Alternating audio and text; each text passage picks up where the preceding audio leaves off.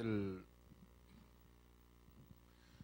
el pastor Enoch de Oliveira escribió un libro interesantísimo sobre la historia de nuestra iglesia, titulado La mano de Dios al timón. Y en uno de sus capítulos él cuenta la siguiente historia. Un soldado alemán llamado Hans llegó a una aldea de Polonia. Toda Europa estaba involucrada en la Segunda Guerra Mundial. Dentro de algún momento esa aldea se iba a convertir en parte del campo de batalla. Así que los soldados llegaron con la idea de comenzar a retirar a los civiles de aquel lugar. Hans se encontró con un anciano que estaba allí recogiendo sus pertenencias para marcharse. Y una de las cosas que este soldado alemán vio que tenía este ancianito era un libro de cuero negro. Y el soldado intuyó que ese libro era una Biblia. Y efectivamente le pidió el libro al anciano, comenzó a hojear y dijo, parece una Biblia, pero yo soy alemán, yo no sé polaco. Pero en cualquier idioma del mundo, el libro de Génesis es el primer libro de la Biblia. Así que este soldado alemán se va al libro de Génesis y se da cuenta que los versículos del 1 al 3 están subrayados. Interesante, los textos que hablan, Dios acabó los cielos y la tierra y concluyó su obra el séptimo día y reposó Dios el séptimo día y santificó Dios el séptimo día. Bonito. Yo no sé polaco, pero sé que el segundo libro de la Biblia es Éxodo. Así que busco el número 20 de Éxodo y veo que el cuarto mandamiento que tiene que ver con el sábado también está ¿cómo? También está subrayado. Interesante, este hombre tiene dos textos claves sobre el sábado subrayado. Y entonces el soldado dice, déjame ir al último libro de la Biblia, Apocalipsis. Y yo no tengo que saber polaco para ver que ese es el último libro de la Biblia. Veo el capítulo 14 y me doy cuenta que los versículos desde el 8, desde el 6 hasta el 12, precisamente los textos que cubren el mensaje de los tres ángeles, este hombre lo tiene subrayado. Cuando yo encuentro a una persona que tiene subrayado lo relacionado con el sábado y tiene subrayado lo relacionado con los mensajes de los tres ángeles, automáticamente yo pienso que esta persona puede ser ¿qué? ¿Qué puede ser? Puede ser adventista, porque los adventistas le damos énfasis al sábado y también ¿a qué? Al mensaje de los tres ángeles. Pero todavía este soldado tiene dudas. ¿Qué me puede a mí sacar de la duda? ¿Qué texto bíblico puede ayudarme a mí a entender que este hombre quizás sea un adventista? ¿Cuál ustedes creen que es? ¿Cuál sería ese texto? Levante la mano y dígame. ¿Cuál sería ese pasaje? Daniel 7, caliente, pero no. Dígame. ¿Qué pasaje sería? ¿Daniel qué? Daniel 8:14. Y le fue difícil encontrar a Daniel, porque Daniel hasta a nosotros se nos hace difícil, ¿verdad? Encontrarlo allí perdido, pero logró encontrar el capítulo 8 y vio que el texto que dice, hasta 2300 tardes y mañana estaba también como subrayado. Así que cuando este hombre vio, el sábado lo tiene subrayado, los tres ángeles lo tiene subrayado y el texto que habla de la purificación del santuario también lo tiene subrayado, yo supongo que este hombre es adventista. Y cuenta el pastor Oliveira que se abrazaron, se animaron y cada quien se fue por su camino. Yo me pregunto ahora, ¿usted tiene esos pasajes subrayados en su Biblia? Más que tenerlos subrayados, los conoce, los domina, los entiende. Dice el conflicto de los siglos, hablando sobre Daniel 8:14, lo siguiente: el pasaje bíblico que más que ningún otro había sido fundamento y pilar de la fe adventista era la declaración: hasta 2300 tardes y mañana y el santuario será purificado. Estas palabras habían sido tan familiares para todos los que creían en la próxima venida del Señor. La profecía que encerraban era repetida como santo y seña de fe por miles de bocas. Todos sentían que sus esperanzas más gloriosas y más queridas dependían de los acontecimientos allí predichos. Dependía de lo que decía Daniel 8:14.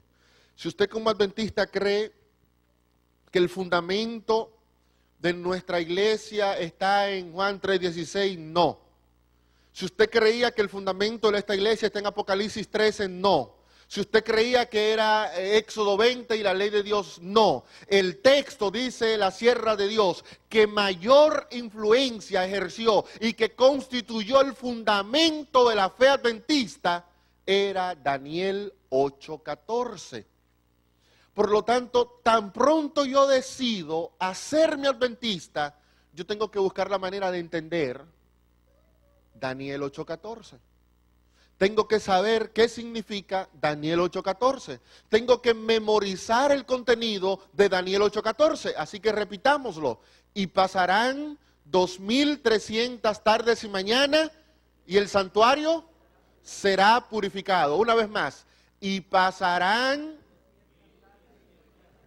y el santuario será purificado. Subraye eso, resalte eso, memorice eso, porque ahí está el fundamento de nuestra iglesia. ¿Por qué es tan importante este pasaje?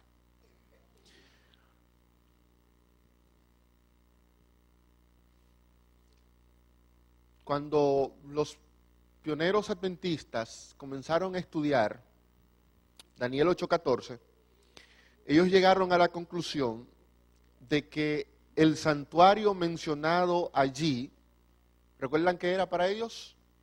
¿Era qué? Era la tierra. Y que por lo tanto la purificación del santuario era la purificación de la tierra. Y como el apóstol Pedro dice que la tierra será purificada con fuego durante la segunda venida, ellos entonces entendieron que el santuario que iba a ser purificado en Daniel 8:14 era ¿qué? La tierra, y que esa purificación ocurriría durante la segunda venida de Cristo. Por lo tanto, ellos llegaron a entender que Daniel 8:14 era una profecía que anunciaba el día y el año y el mes cuando Cristo iba a venir a la tierra. Desgraciadamente, esa herencia no hemos logrado desprendérnoslas de arriba. La tendencia a querer ubicarle mes, día y hora a la segunda venida de Cristo como que ya forma parte de nuestra existencia. Ya como que los adventistas siempre andamos buscando la manera de irnos en contra de un pasaje que el mismo Cristo dijo en Mateo 24. El día y la hora, ¿qué?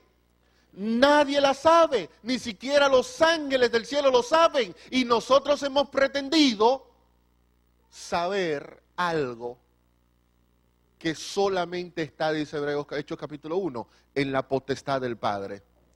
Y estos primeros cometieron el error. No, nosotros vamos a poner fecha. Y dijeron, después de analizar y calcular cuándo comenzaba la profecía y cuándo terminaba, dijeron 22 de octubre de 1844, Cristo vendrá. Es interesante leer la historia de ese momento. Cuando uno lee que mucha gente vendió todo lo que tenía por ese mensaje, abandonó su familia por ese mensaje. Hubo una persona que murió un día antes, el día 21, y no la lloraron. ¿Para qué llorarla? Si dentro de algunas horas la vamos a ver. ¿Para qué llorarla si el 22, martes 22, Cristo va a venir y la va a resucitar. Así que no tenemos que lamentarnos. Muchos se vistieron de blanco.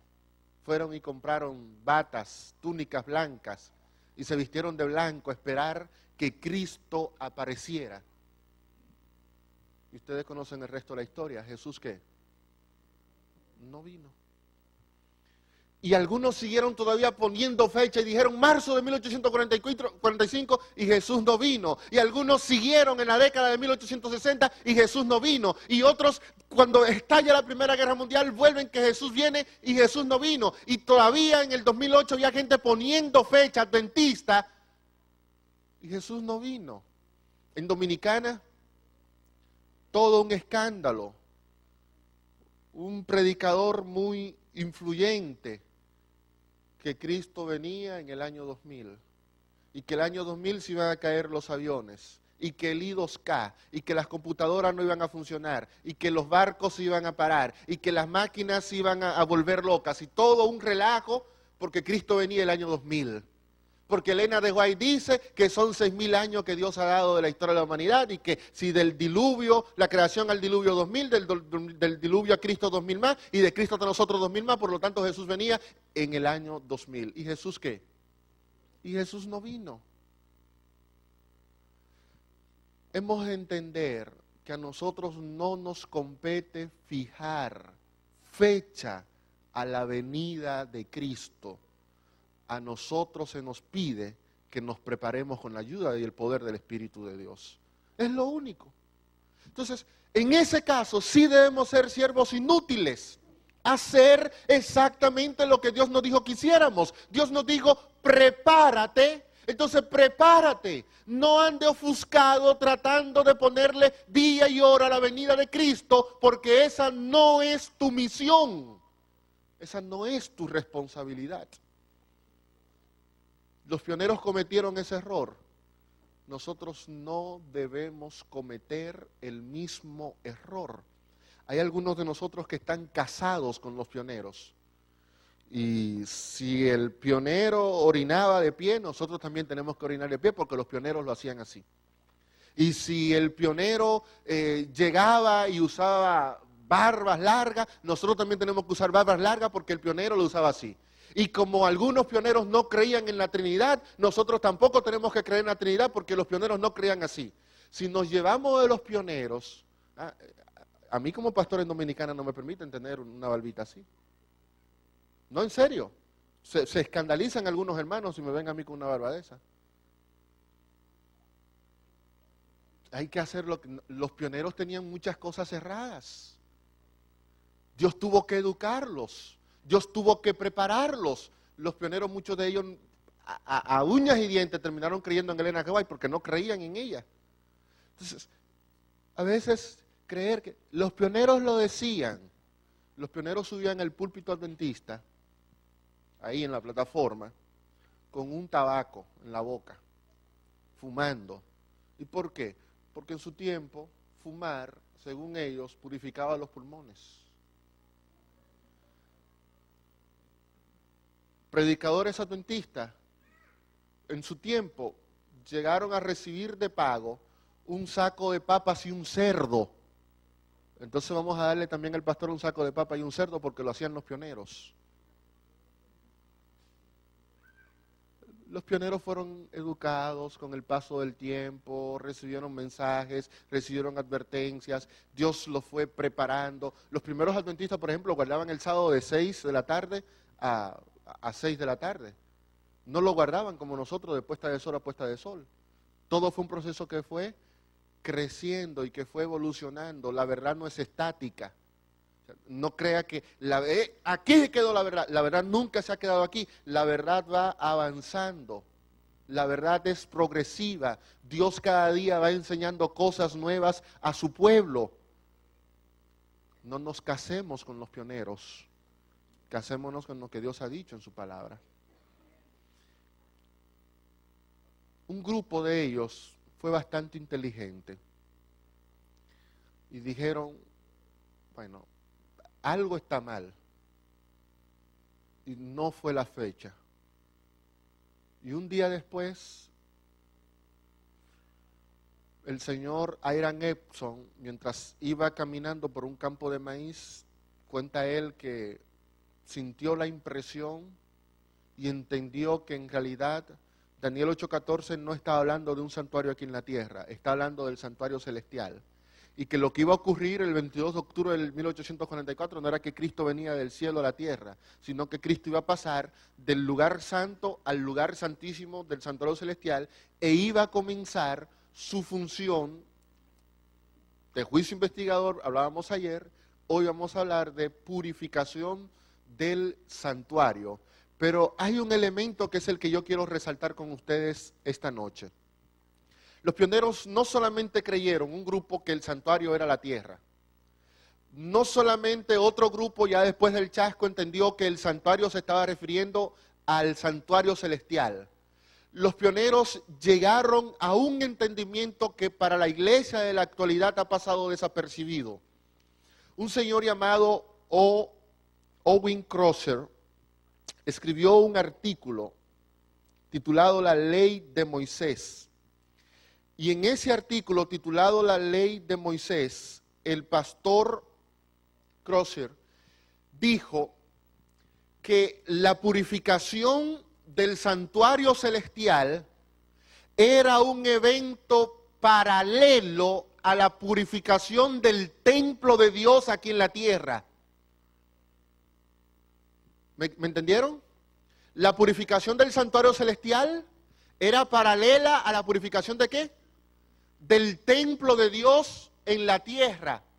Dios purifica el cielo, pero al mismo tiempo purifica a su templo aquí en la iglesia, en la tierra. ¿Cuál es el templo de Dios aquí en la tierra? ¿Recuerdan lo que le dijo San Pablo a los Corintios? ¿Vosotros qué? Vosotros sois templo de Dios. Vosotros sois santuario de Dios. Entonces, Crosser decía, es que tenemos que entender algo. Cuando ocurre un evento en el cielo, ese evento en el cielo tiene que impactar, tiene que causar un efecto al pueblo de Dios en la tierra. En lo relacionado con la purificación del santuario, decía él, entonces, si Dios está purificando el santuario en el cielo, eso tiene que producir purificación en el santuario que Dios tiene aquí en la tierra. En otras palabras, somos la iglesia. Usted dirá, pero ¿será eso cierto? Sí. Noten algo. Se inaugura el templo celestial. La inauguración del templo celestial, descrita en Apocalipsis 4 y 5, tiene una repercusión sobre la tierra. Se entra al trono, ve allí a los ancianos, a los seres vivientes, y la Biblia dice en Apocalipsis capítulo número 5, lo siguiente, que toda esa algarabía y toda esa ceremonia que hubo en el cielo provocó algo. Vamos a ver dónde está. Pum, pum. 7 sellos. Apocalipsis 5:6. Miré, y he aquí en medio del trono de Dios y de los 4 seres vivientes, y en medio de los ancianos estaba de pie un cordero, como inmolado, que tenía 7 cuernos y 7 ojos, los cuales son los 7 espíritus de Dios que son enviados ¿a dónde? Que son enviados a toda la tierra. Eso que está ocurriendo en el cielo, la inauguración del templo celestial, entonces Juan dice que lo que ocurre allá tiene que provocar algo en el pueblo de Dios. Y Juan dice, el Espíritu fue enviado a la tierra, y es lo que ocurre en Hechos capítulo 2, cuando el Espíritu Santo desciende como lenguas de fuego, ¿sobre quiénes? Sobre los discípulos. La inauguración del templo celestial implicó que en la tierra el Espíritu Santo descendiera sobre el santuario, sobre el pueblo que Dios había colocado en este mundo, sobre su iglesia. Vean otro ejemplo, en Apocalipsis capítulo 1. Juan dice que él ve a Jesús andando en medio de 7 candelabros. Apocalipsis capítulo 1, versículo número 12. Me volví para ver al que hablaba conmigo, y vuelto vi 7 candelabros de oro, y en medio de los 7 candelabros de oro, a uno que era ¿qué? Que era semejante al Hijo del Hombre. Juan ve a Cristo paseando por el santuario celestial, caminando en medio de los candelabros, pero eso tiene que tener un impacto, ¿dónde? En la tierra. Y entonces Juan lo dice en el versículo 20 del mismo capítulo 1. Respecto al misterio de las 7 estrellas que has visto a mi diestra y de los 7 candelabros de oro, las 7 estrellas son ¿qué? Las 7 iglesias, y los 7 candelabros de oro que has visto son las 7 iglesias. Por lo tanto, cuando Juan dice en 1:12 que camina en medio de los 7 candelabros de oro, pero luego dice, los candelabros representan a las 7 iglesias, Cristo, cuando Juan dice que camina en medio de los 7 candelabros, en realidad camina en medio de ¿quién? Camina en medio de las iglesias. O sea, el caminar de Cristo en el santuario celestial implica que Cristo también se mueva en su pueblo aquí en la tierra, en su santuario aquí en la tierra, que somos ¿quiénes? Que somos nosotros. Y Crosir comenzó a predicar eso, a anunciar eso. La hermana White entonces dijo lo siguiente, comentando esa palabra de Crosir en el libro Un mensaje al pequeño remanente, página 12. El Señor me mostró que el hermano Crosir tenía la verdadera luz en cuanto a la purificación del santuario. ¿Qué era lo que Crosir decía? ¿Qué era lo que Crosir decía?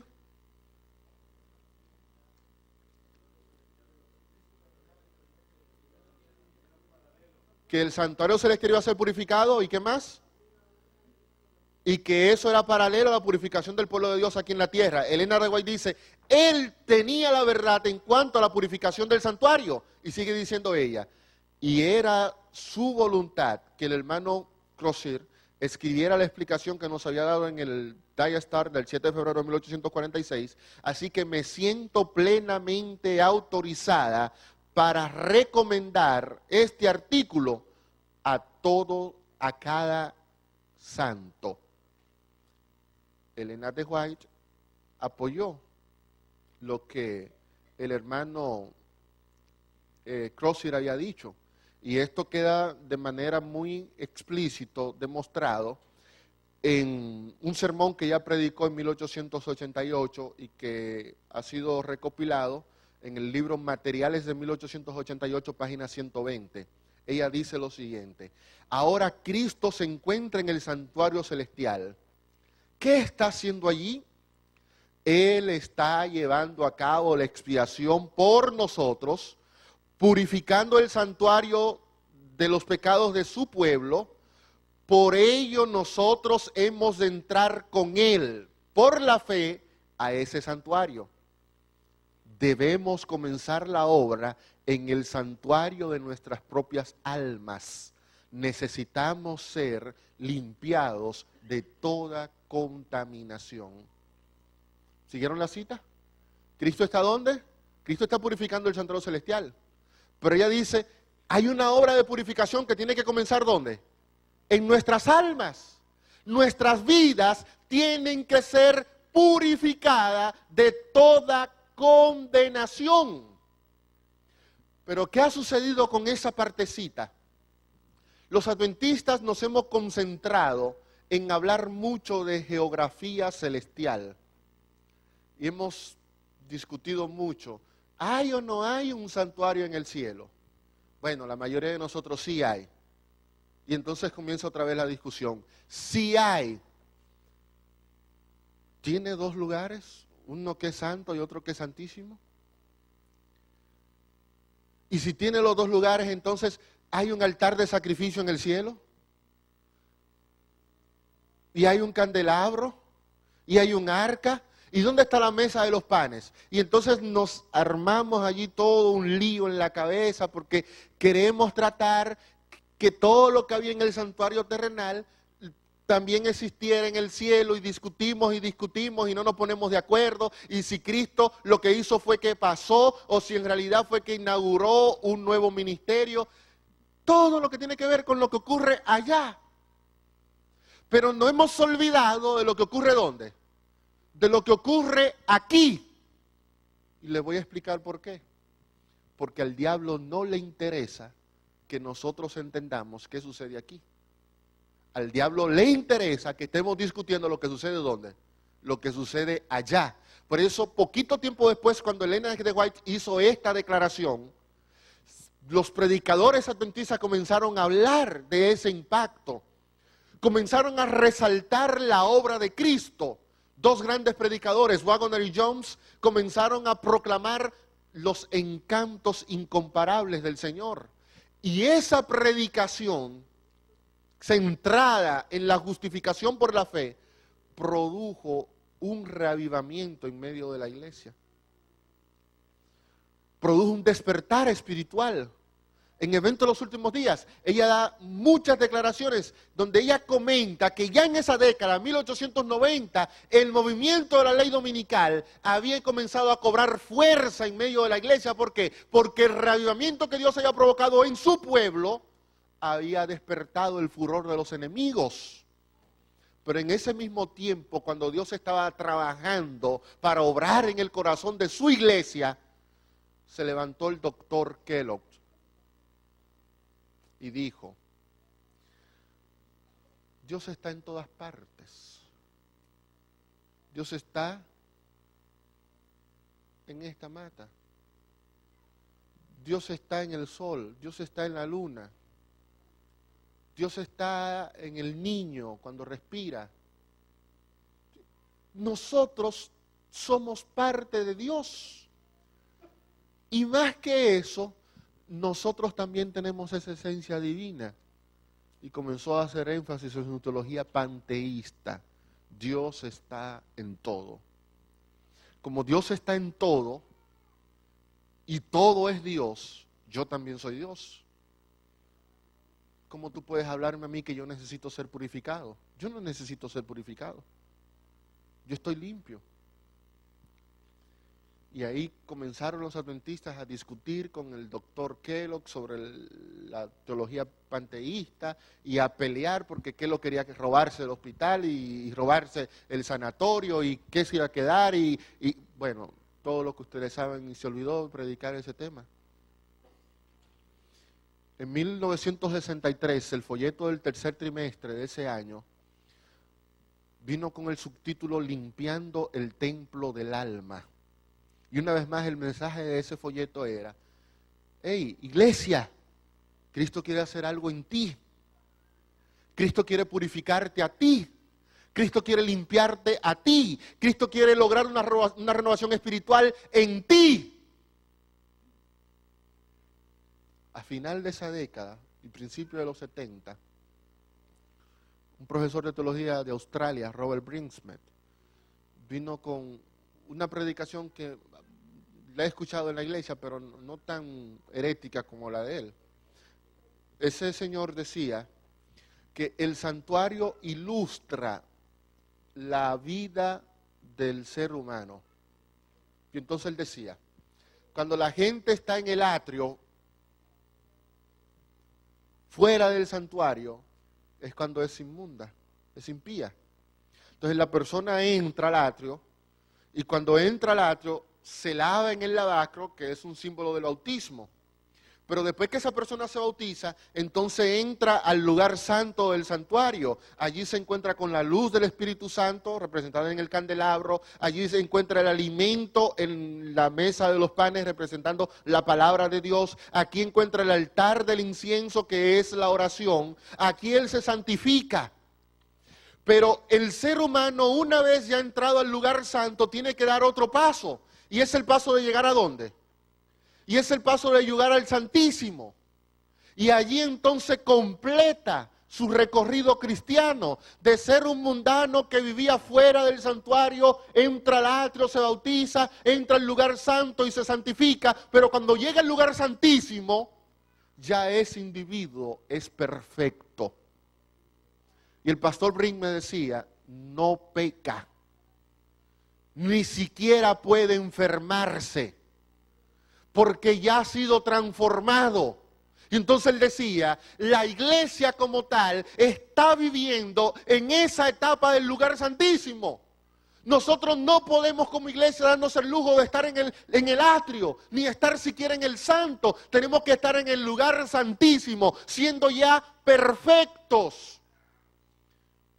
Pero no queríamos que nos confundieran con Brinkman. Y dejamos de estar diciendo que Dios necesitaba purificar a la iglesia.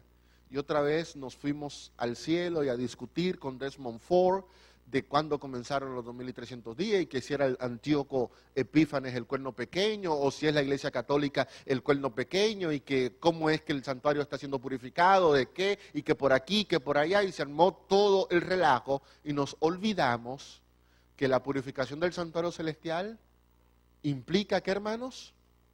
¿Implica qué? ¿La purificación de quiénes? De nosotros. Este simple recorrido histórico era para que entendamos que el diablo no quiere que se haga énfasis en esa parte. El diablo quiere que usted sea un experto en matemática profética y que pueda venir y tomar una pizarra. Los 2300 días comenzaron aquí en el 457 con el decreto de Artajerjes, porque este decreto no solamente tiene una connotación civil, sino también una connotación religiosa, y le daba autoridad a Esdras para tomar decisiones, y desde por allá seguimos hasta 1844, porque aquí todo lo que tiene que ver con matemática, que muchos de nosotros nos enredamos, que no entendemos, y que por más que nos los expliquen, se nos entra y se nos sale, porque no somos buenos guardando fechas. Pero hay una parte que a ti no se te puede entrar y salir. Tiene que entrar y tiene que quedarse. Cristo tiene que purificarte a ti. Yo quiero que veamos cómo ocurría eso en los tiempos bíblicos. Y vamos precisamente a Levítico 16. Noten algo. Que Daniel 8 se parece mucho a Levítico 16. Es impresionante que, por ejemplo, en Daniel 7, Daniel habla de bestias inmundas, pero los animales que Daniel presenta en el capítulo 8 de su libro son animales limpios. Daniel presenta un carnero y presenta un macho cabrío. Pero estos dos no solamente eran animales limpios, sino que eran los animales que se utilizaban en los sacrificios que se llevaban a cabo durante el día de la expiación, registrado en el capítulo número 16 de Levítico. Y ahora veamos un repasito rapidito del libro de Levíticos. En Éxodo 25 al 40, el Señor dio la orden de construir el santuario. Y allí aparece a Moisés construyendo todo lo relacionado con el santuario. Pero una cosa es construir el santuario y otra cosa es poner a funcionar el santuario. El libro de Levítico lo que hace es explicar cómo funcionaba el santuario. ¿Qué debía ocurrir en eso que Dios mandó a construir? Y entonces los primeros 7 capítulos del libro de Levíticos se concentran en destacar todo lo relacionado con los sacrificios.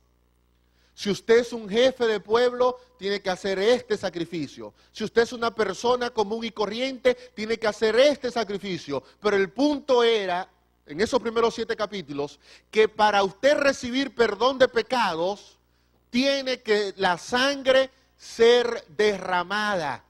Y dependiendo de cuál sea su condición financiera, usted o llevaba un cabrito, una oveja, o llevaba una palomita. Pero lo cierto es que la sangre tenía que ser derramada para que usted recibiera el perdón de los pecados. Los capítulos 8 al 10 hablan de los sacerdotes. ¿Qué esperaba Dios de los sacerdotes? En el capítulo 8 Dios le da instrucciones a la vestimenta, lo que tenían que llevar. En el capítulo 10 entonces, a través del caso de Nadab y Abiud, les explica que ellos no pueden darse el lujo de ingerir alcohol, que tienen que mantener la santidad de su llamado. Bien, los primeros 7 capítulos, sacrificios. Los capítulos 8 al 10, cómo debe vivir el sacerdote. Los capítulos 11 al 15 eran leyes relacionadas con higiene. El problema de la menstruación de la mujer, el asunto de los animales limpios e inmundos, el asunto de qué debía suceder con usted si tocaba animales muertos, todo lo que tiene que ver con la higiene del pueblo.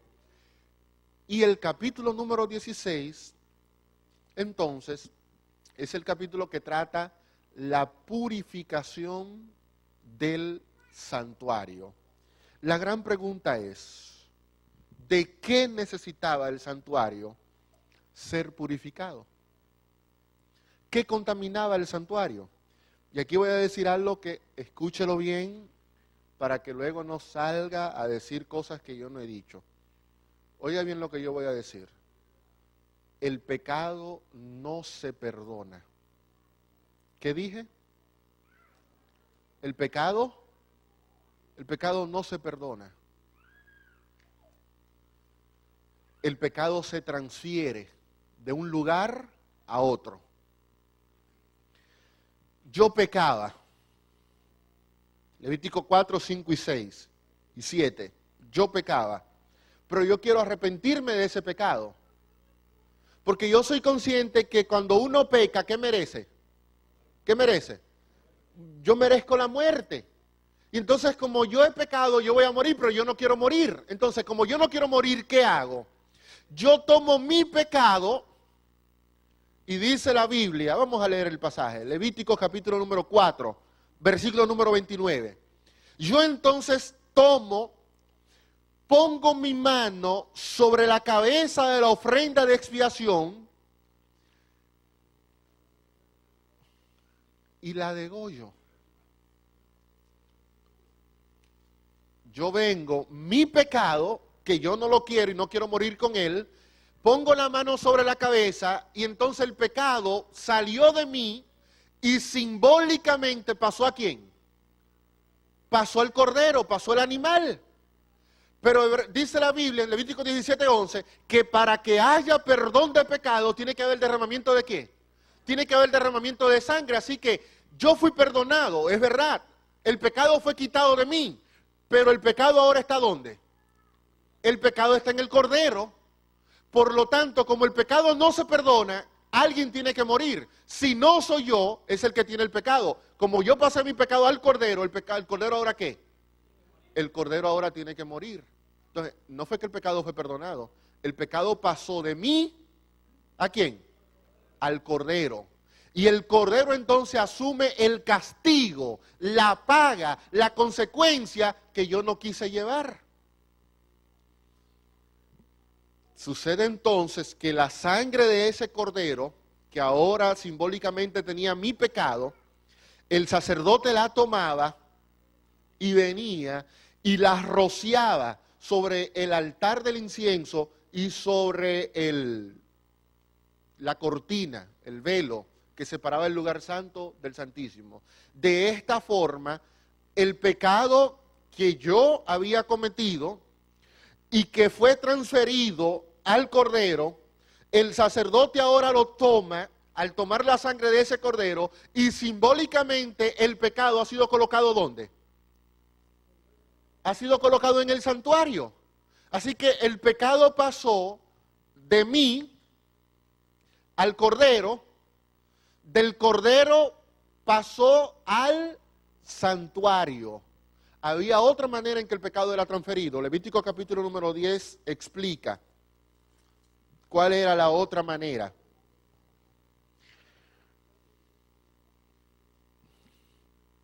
Levítico capítulo 10, vamos a leer versículo 16 en adelante. Entonces Moisés preguntó por el macho cabrío de la expiación, pero se encontró con que ya había sido quemado. Entonces, enojado contra Eleazar y Itamar, los hijos que habían quedado de Aarón, dijo: ¿por qué no comiste la expiación en el lugar santo? Pues es muy santa. Él os la dio para llevar el pecado de la comunidad. Cuando el sacerdote comía la carne que había sido destinada para ese sacrificio, ahora el sacerdote llevaba el pecado ¿de quién?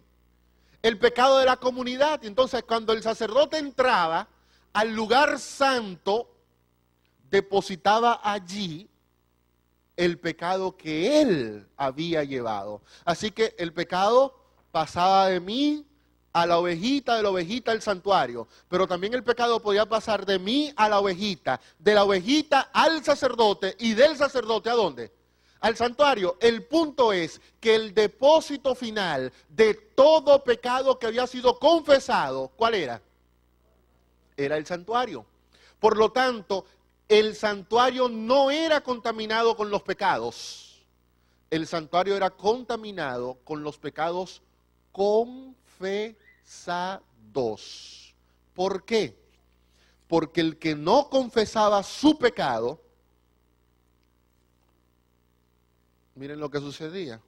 Vamos a ver un ejemplo de los tantos que la Biblia menciona. Números, capítulo 14.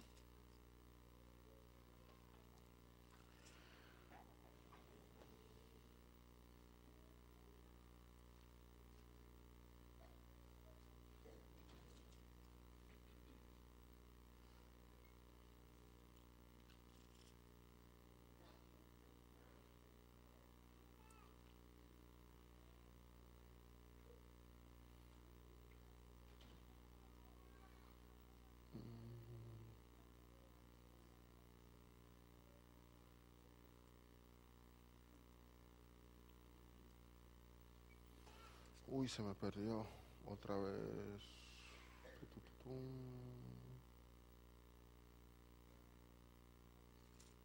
Bueno, tomemos el ejemplo del capítulo 16. Quería mencionar un caso más conocido.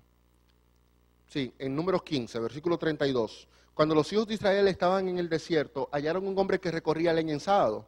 Los que lo hallaron recogiendo la leña lo llevaron a Moisés, a Aarón y a toda la congregación. 34. Lo pusieron en la cárcel porque no estaba determinado qué debía hacerse. Entonces Jehová dijo, irremisiblemente ese hombre debe morir. Apedrélo toda la congregación fuera del campamento. La congregación lo sacó fuera del campamento y lo apedrearon hasta que murió como Jehová había ¿qué? En el caso de una persona que no se arrepentía de su pecado, él tenía que pagar por su pecado. Entonces lo que hacían era que lo sacaban del campamento y fuera del campamento, ¿qué hacían con él? Lo apedreaban. Él cargó él mismo el pecado. Su pecado no fue ¿a dónde? Su pecado no fue al santuario, porque él asumió las consecuencias de su pecado. Él no se arrepintió. Cometió un pecado que los teólogos le llaman pecado de rebelión. Algunas versiones dicen pecado de a mano alzada. El pecado en descaro, el pecado en rebelión abierta, el pecado de aquel que dice yo lo voy a hacer independientemente incluso de lo que Dios diga. Y entonces como usted ha hecho una rebelión de esa naturaleza y no quiere arrepentirse, entonces como el pecado no se perdona, usted tiene que pagar ¿por qué? Usted tiene que pagar por su pecado. Entonces lo sacan fuera y lo apedrean, por lo tanto, repito, su pecado no entró ¿dónde? Al santuario. ¿Cuál era el pecado que entraba al santuario? El pecado que había sido ¿qué? Que había sido confesado. Entonces, volvamos a Levítico 16.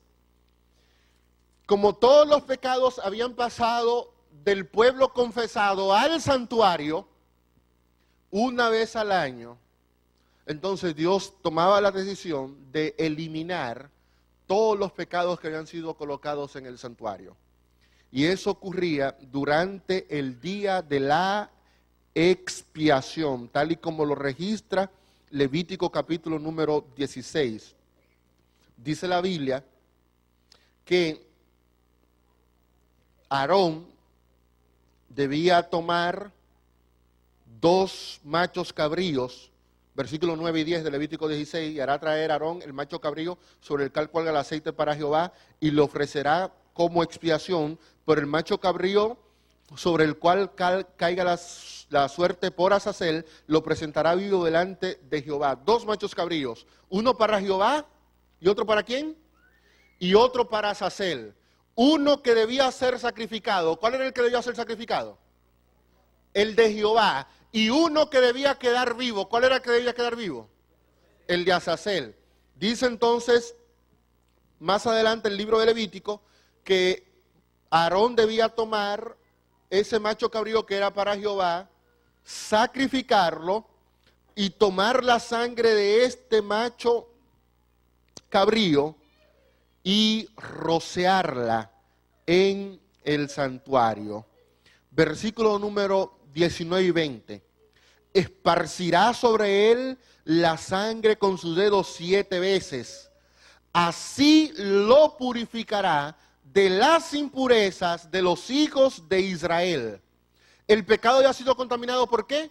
Por las impurezas de los hijos de Israel. Pero cuando el sacerdote venía y rociaba 7 veces la sangre del macho cabrío para Jehová, automáticamente el santuario quedaba purificado. Versículo 20. Y cuando haya acabado de expiar el santuario, el tabernáculo de reunión, el altar, entonces hará traer el macho cabrío. Pero lo que quiero que vean es eso. Cuando terminaba la expiación, tanto el santuario como el altar quedaban ¿cómo? Purificados. El santuario quedaba ¿cómo? Purificado. Pero ¿recuerdan lo que Crosir decía? ¿Qué era lo que Crosir decía? ¿Recuerdan? Que la purificación del santuario es paralela a una purificación ¿de quién? Del pueblo. Pero ya hemos visto que Levítico 16 dice, ok, el santuario era purificado. Todas las impurezas que los hijos de Israel habían llevado allí quedaban limpias. Pero ahora tiene que aparecer algo que me diga a mí que también el pueblo quedaba ¿cómo? Quedaba limpio. Vayamos a ese texto. Levítico, capítulo número 16:30. Porque ese día se hará expiación, ¿por quién? ¿Notan el 19 y el 20? El altar, el tabernáculo, el santuario quedaba ¿cómo? Limpio. Pero ahora Levítico 16:30 dice que ese día, el día de la expiación, se haría también expiación ¿por quién? Por vosotros, y seremos limpios ¿de qué? De todos vuestros pecados delante de Jehová. Miren el 33. Y hará expiación, sí, por el santuario santo, por el tabernáculo de reunión, por el altar, pero miren también por los sacerdotes y por todo ¿qué? ¿Quedaba el pueblo limpio? Los versículos 30 y 33 dicen que sí. No solamente Dios limpiaba el santuario, sino que la limpieza del santuario tenía un impacto, una repercusión en el pueblo, y el pueblo también quedaba ¿cómo? Y el pueblo también quedaba limpio, porque no tenía sentido que el sacerdote viniera y limpie el santuario, y al final el pueblo siguiera en la misma condición de apostasía, el pueblo siguiera en idolatría, que el pueblo siguiera en inmoralidad. No. Este era el momento cuando Dios quería limpiar a su pueblo. ¿Y cómo Dios llevaba a cabo eso? Miren uno de los propósitos del día de la expiación, que generalmente son los que nos hablan que el día de la expiación y nos asustan con eso, pero hay un propósito bastante interesante que tenía el día de la expiación. Vaya conmigo al Levítico capítulo número 23. Versículos 26 y 28. Levítico 23, 26 y 28. Habló Jehová a Moisés y le dijo, a los 10 días de este mes séptimo, ¿será qué? Día de expiación. Tendréis santa convocación. Afligiréis vuestras almas y presentaréis una ofrenda quemada a Jehová. Ningún trabajo haréis este día, pues es día de la expiación. ¿Para qué? ¿Cuál era el propósito del día de la expiación? Reconciliarnos con Dios. La reconciliación es restablecer la relación ¿con quién? La relación con Dios. Para poder restablecer la relación con Dios hay que quitar el elemento que obstaculiza esa relación, ¿cuál era el elemento? El pecado. Entonces, cuando el pecado es borrado, como el pueblo está limpio, el pueblo puede tener una reconciliación con su Dios. Por eso tan pronto termina el día de la expiación, lo próximo que el pueblo hacía era celebrar la fiesta de las cabañas. El pueblo salía a comer, a beber, a reír, a alegrarse, a alabar el nombre de Dios en las calles. Levantaban carpas por todas partes, o sea, era un momento de júbilo y de gozo. ¿Saben entonces qué sucedía con el antiguo Israel? Contrario a nosotros, que no queremos que llegue el día de la expiación porque le tenemos miedo a eso, el israelita pensaba todo lo contrario. Yo quiero que llegue, porque si yo quiero celebrar la fiesta de las cabañas, antes de celebrar la fiesta de las cabañas tengo que pasar por el proceso del día de la expiación. Y entonces el día de la expiación es el que me va a mí a preparar para yo celebrar ¿qué? La fiesta. Por lo tanto, yo anhelo que llegue el día, porque ese día se va a obrar mi purificación, y una vez yo estoy purificado, yo puedo entonces entrar ¿a qué? Entrar a la fiesta. Pero veamos otro ejemplo bíblico de esta verdad. Malaquías, capítulo número 3.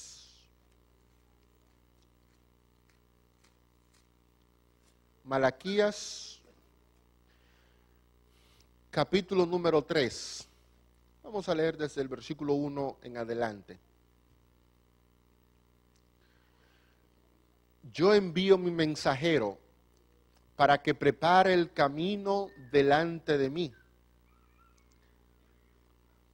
Y vendrá súbitamente a su templo el Señor, a quien vosotros buscáis.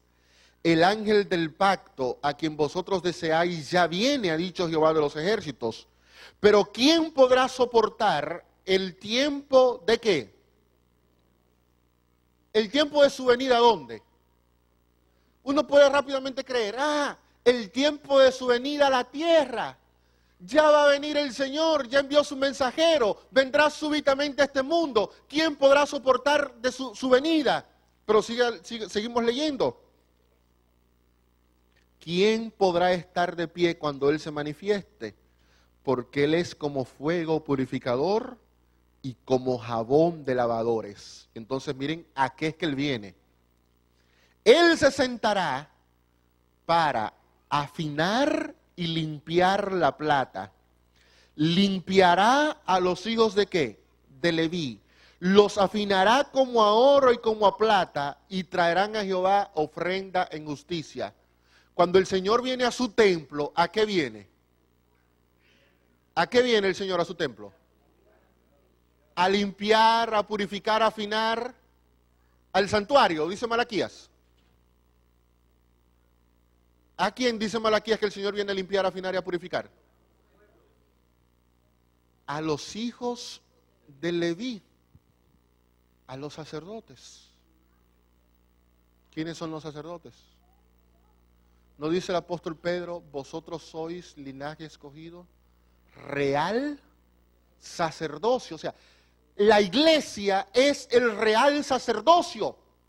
Cuando Malaquías dice que el Señor vendrá súbitamente a su templo a llevar a cabo una obra de purificación entre los hijos de Leví, lo que Malaquías está diciendo es que el Señor viene a purificar a los miembros de la iglesia. Elena G. de White escribió en El conflicto de los siglos, en la página 479, que la venida de Cristo como nuestro sumo sacerdote al lugar santísimo para la purificación del santuario, de la que habla Daniel 8:14. La venida del Hijo del Hombre al lugar donde está el anciano de días, tal y como es presentada en Daniel 7:13. Y la venida del Señor a su templo, predicha en Malaquías capítulo 3, son descripciones del mismo evento. O sea, el templo, cuando el Hijo del Hombre viene y se sienta en Daniel 7, la purificación del santuario en Daniel 8 y la purificación de los hijos de Leví en Malaquías capítulo 3 representan ¿qué? ¿Qué dice ella? Representan el mismo evento. La purificación del santuario de Daniel 8 es la purificación de la iglesia en Malaquías capítulo número 3. La gran pregunta es, si yo estoy consciente como adventista que Jesús está limpiando el cielo y que Jesús está allá en el cielo y que como dice Hebreos 8 y 9, Jesús es el sumo sacerdote en el santuario celestial, la pregunta es, ¿ese Cristo que ministra allá tiene un lugar en mi santuario personal? ¿Me está limpiando? ¿Me está purificando? ¿Me está Él afinando? ¿Está Él sacando la escoria de mi vida? Porque rápidamente usted puede salirse y comenzar a mirar al pueblo. No, el problema es que este es el que está contaminado. No, es aquel el que está contaminado. No, es usted el que está contaminado. Soy yo el que estoy contaminado. A quien yo tengo que asegurarme de que sea purificado y sea limpiado, es a mí. Yo no puedo andar buscando pajas en tu ojo cuando hay una viga grandísima en el mío. Yo no puedo pretender que el que está contaminado es el otro, que el que necesita la purificación es el otro. Yo tengo que entender que cuando la Biblia dice que yo soy el templo de Dios, yo tengo que asegurarme que Cristo haga una obra purificadora en mi corazón. Y noten que la Biblia es muy clara cuando dice en Levítico 16 que la purificación la hacía el pueblo. ¿Hacía el pueblo la purificación? ¿Quién era el que hacía la purificación? Era el sacerdote, no era el pueblo. ¿Saben lo único que hacía el pueblo? El pueblo lo único que hacía era venir humildemente y quedarse allí, esperando que el sacerdote haga su obra. En Malaquías capítulo 3, ¿son los hijos de Leví los que se purifican? No, es el Señor que viene ¿qué? Que viene y lo purifica. Entonces yo tengo que comprender que mi purificación, que la limpieza de mi alma, es una obra que le corresponde ¿a quién? Es una obra que le corresponde a Dios. Dice Elena de White en el libro Cristo y en su santuario, página 114, mientras prosigue el juicio investigador en el cielo, mientras se eliminan del santuario los pecados de los creyentes arrepentidos, debe llevarse a cabo una obra especial de purificación, de liberación del pecado entre el pueblo de Dios en la tierra. Pero ¿qué sucede? Que para mí siempre será más fácil discutir sobre geografía celestial, discutir sobre qué hay o qué no hay en el santuario del cielo, a permitir que Dios lleve a cabo una obra especial de purificación y liberación del pecado en mi vida. Y después de nosotros estar más de 160 años diciendo que Jesús está llevando a cabo una obra de purificación en el cielo, es justo que nos preguntemos, y esos 160 y tantos años, más de 160, casi 170 años, ¿verdad? Desde el 1844 hasta acá. Todo ese tiempo que Jesús ha estado en el santuario, ¿qué ha hecho en mi vida? ¿Qué ha hecho? ¿Estoy yo limpio? ¿Me ha liberado a mí el Señor del pecado? ¿O continúo yo con mi vida contaminada, dañada, destruida, sucia, entregada a la maldad y al pecado, aun cuando profeso ser miembro del pueblo de Dios? La Biblia dice en Hechos, capítulo 15, lo siguiente. Y Dios, Hechos 15, 8 y 9. Y Dios, que conoce que los corazones, les dio testimonio dándoles el Espíritu Santo, lo mismo que a nosotros, y ninguna diferencia hizo entre ellos y nosotros, purificando, ¿por qué? ¿Purificando por qué? Ay, pero yo entendía que, ok, pastor, la justificación es por fe, pero la purificación se lleva a cabo por lo que yo haga. Yo no sé lo que tú entiendes y en este caso tampoco me importa lo que tú entiendes. La Biblia me dice a mí que la purificación, al igual que la justificación por la fe, ¿es por qué? Es por fe. ¿No es por qué? No es por obras. Termino con una declaración del Camino a Cristo, página 51, en la edición tradicional. De esas declaraciones que a uno hasta le cuesta creerla, ¿no? Dice la sierva del Señor: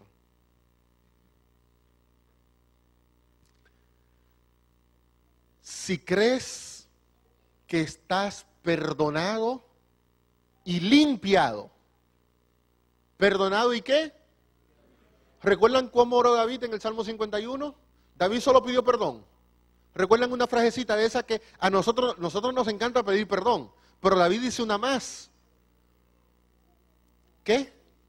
Límpiame más y más de mi maldad. O sea, no es solo ser perdonado, sino también ser limpiado. Entonces dice Elena de White, página 51 del Camino a Cristo: si crees que estás perdonado y limpiado, Dios suple el hecho. O sea, ¿tú crees que estás perdonado y limpiado? Dios eso ya lo hizo. Y miren lo que dice ella. Y así es, no porque tú lo sientas, sino porque Dios lo ha prometido. Yo estoy perdonado y limpiado, ¿no por qué? ¿No por qué, hermanos? ¿No por qué? Porque usted puede sentirse que usted es un gusano. Usted puede sentirse un miserable. Usted puede sentirse que espiritualmente su vida está arruinada. Pero es que no importa cómo usted se sienta. Aquí lo importante, dice la sierva de Dios, es que usted crea, es que usted acepte que usted ha sido perdonado y ¿qué más? Y limpiado. No porque usted lo sienta, sino porque Dios lo ha prometido. La purificación es una promesa que Dios nos ha hecho. Y lo que yo tengo que hacer es agarrarme y aferrarme de esa promesa. Pablo dice en 2 de Tito 2:14, Cristo se dio a sí mismo por nosotros para redimirnos de toda maldad y purificar para sí un pueblo propio. Cristo murió por eso. Si Cristo murió para limpiarnos de toda maldad y purificarnos, yo tengo que creer que lo que Cristo hizo es real en mi vida. Yo tengo que asimilar esa promesa, yo tengo que disfrutar esa promesa, yo tengo que reclamar el cumplimiento de esa promesa y no vivir fundamentado en yo me siento bien o yo me siento mal. Aquí no importa cómo usted se sienta, aquí lo que importa es que usted crea lo que Dios ha dicho en su palabra. Cristo me dice a mí, Vladimir, tú estás limpiado y perdonado. ¿Lo crees?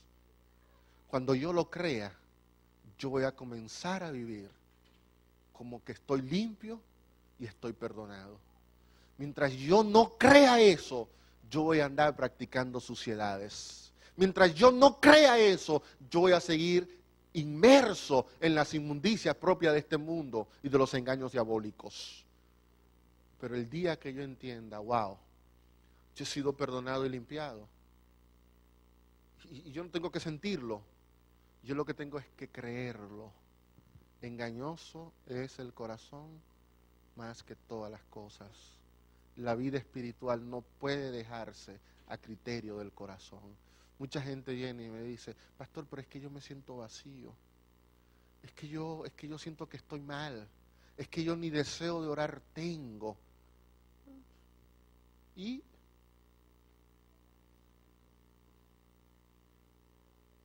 quizás es lo que más nos conviene a nosotros, sentirnos así. Como el publicano de Lucas 18. Señor, aquí estoy. Lo único que puedo decirte es que tenga misericordia de mí, porque yo soy un pecador. Lo único que puedo decirte es que yo quiero ser limpio. Tú has prometido limpiarme, y esta noche yo quiero reclamar de ti el cumplimiento de esa promesa. Y no es porque yo me sienta limpio, Señor. No, yo no me siento limpio.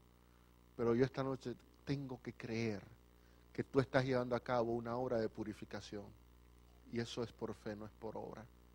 Y Pablo dice que la fe es estar seguro de lo que usted ve. Hebreos 11. Después la fe, la certeza de lo que se espera, la convicción de lo que no se ve. El pueblo no veía lo que estaba haciendo el sacerdote dentro del santuario. El pueblo no alcanzaba a visualizar qué estaba ocurriendo en el templo. El pueblo lo único que podía hacer era estar allí y por la fe esperar que Dios lo iba a purificar ese día. Y al final venía el veredicto. El pueblo ha sido declarado limpio. Y cuando el pueblo era declarado limpio, entonces comenzaba la fiesta. Ya es tiempo, hermanos, de que creamos eso, que vivamos eso, que disfrutemos eso, para que muy pronto podamos estar junto al Señor, disfrutando de la gran fiesta que Él le dará a todos sus escogidos. Yo quisiera concluir esta parte con una oración. Y quizás la persona más idónea para hacerlo eres tú misma. Pedirle a tu Dios que te purifique. Y que ahora cuando tú leas Daniel 8:14 tú puedas decir, y pasarán 2300 tardes y mañanas y mi vida será purificada. Y pasarán 2300 tardes y mañana y Vladimir será purificado. Y pasarán 2300 tardes y mañana y Reinaldo será purificado. Y pasarán 2300 tardes y mañana y el pastor será purificado. Y pasarán 2300 tardes y mañana y pon allí tu nombre. Cristo entró al santuario a purificar tu vida, a purificar tu corazón.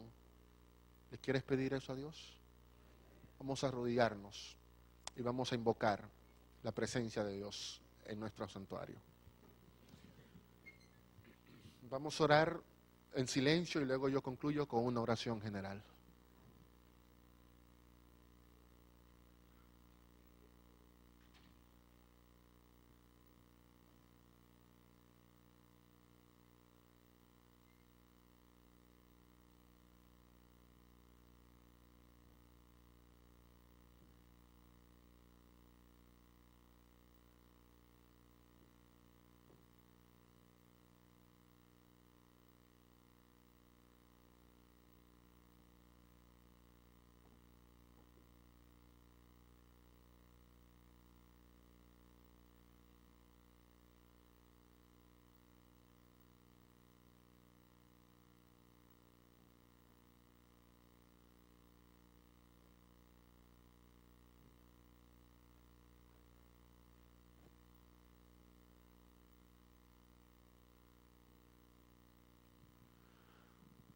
Padre querido, aquí está nuestro santuario. Lo entregamos para que tú seas nuestro sumo sacerdote personal. Lo entregamos para que tú puedas caminar en nuestras vidas, para que tú puedas rociar tu incienso en nuestras vidas, para que tú puedas purificar nuestras vidas, limpiar nuestras almas de toda maldad. Padre Celestial, tú lo has prometido en tu palabra. Y esta noche queremos tener la seguridad de que esa promesa se ha cumplido en nuestras vidas, que hemos sido perdonados y limpiados por la sangre preciosa de nuestro Señor Jesucristo. Por los méritos de Él te lo pedimos. Amén, Señor. Amén.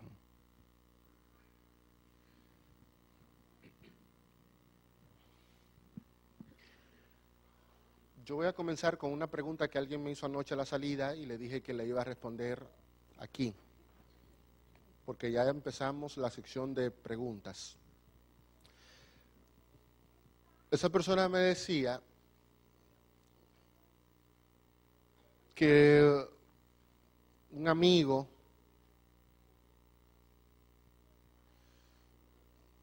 había tomado una decisión extraña, y es algo que ha estado ocurriendo en diferentes lugares del mundo últimamente. Ustedes saben que nosotros hemos sido bautizados en el nombre del Padre, del Hijo y del Espíritu Santo.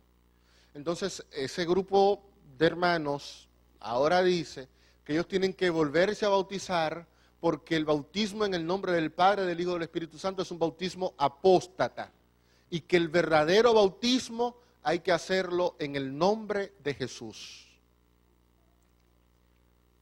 Es interesante la capacidad que nosotros tenemos para creer, entender y poner en práctica lo que nuestra voluntad quiera.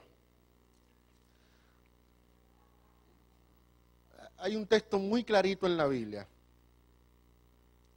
y esto lo dijo Cristo. Mateo 28, 18 en adelante. Por tanto, id y haced discípulos bautizándolo en el nombre del Padre, del Hijo y del Espíritu Santo. Esto fue lo que Cristo dijo.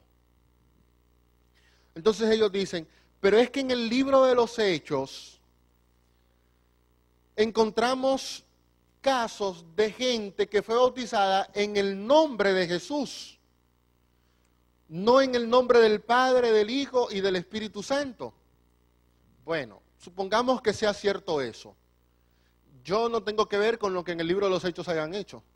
La Biblia, Cristo fue el que dijo que había que bautizarme en el nombre del Padre, del Hijo y del Espíritu Santo. Y ese dicho de Cristo fue anterior a lo que ocurre en el libro de los Hechos. Entonces, el libro de los Hechos no puede juzgar la manera de bautizar. Quien determina la manera de bautizar es la declaración que le precedió, la de Cristo. Pero en el libro de los Hechos no se llevan a cabo bautismo en el nombre de Jesús. La gente a veces confunde dos cosas totalmente diferentes. Mire, por ejemplo, lo que dice Hechos capítulo número 19, que es uno de esos casos. Dos casos solamente se habla en Hechos de bautismo en el nombre de Jesús. Uno de estos es este. Pablo llega a Éfeso, a Corintos, a Éfeso, versículo 2, vino a Éfeso, y encontró que un grupo de gente había sido bautizado, y Pablo le dice, ¿y ustedes recibieron el Espíritu Santo cuando fueron bautizados? ¿Qué le dijeron ellos? Versículo 3, no, es que nosotros fuimos bautizados en el bautismo de ¿quién? En el bautismo de Juan. Dijo Pablo, Juan bautizó con bautismo de arrepentimiento, diciendo al pueblo que creyeran en aquel que vendría después de esto. Esto es, en Jesús el Cristo. Cuando oyeron esto, fueron bautizados en el nombre. Una cosa es una declaración bautismal y otra cosa es el acto simple del bautismo. Jesús da en Mateo 28 una declaración bautismal. Cuando todo el que se bautice hay que bautizarlo en el nombre del Padre, del Hijo y del Espíritu Santo. Esa es la declaración bautismal. En el libro de los Hechos lo que ellos dicen es que ellos se bautizaron. No hay una ceremonia, no se describe una ceremonia bautismal, se da una información. Ellos se bautizaron en el nombre de Jesús. Claro que se bautizaron en el nombre de Jesús. Todo el libro de los Hechos, el problema está en si se acepta a Cristo como Salvador o no. El problema en el libro de los Hechos no es ni el Padre ni el Espíritu Santo. El problema en el libro de los Hechos es Cristo, porque ¿quién fue el que fue rechazado? El que fue rechazado fue Cristo. El que fue condenado fue Cristo, a quien crucificaron fue a Cristo. Por lo tanto, esos judíos, que la mayoría de las conversiones en el libro de los Hechos son de judíos, noten que esto incluso habían sido doctrinados no por Cristo, sino por Juan. El problema de ellos era, creían en la ley, creían en la circuncisión, creían en el sábado y lo único que le faltaba era aceptar ¿a quién?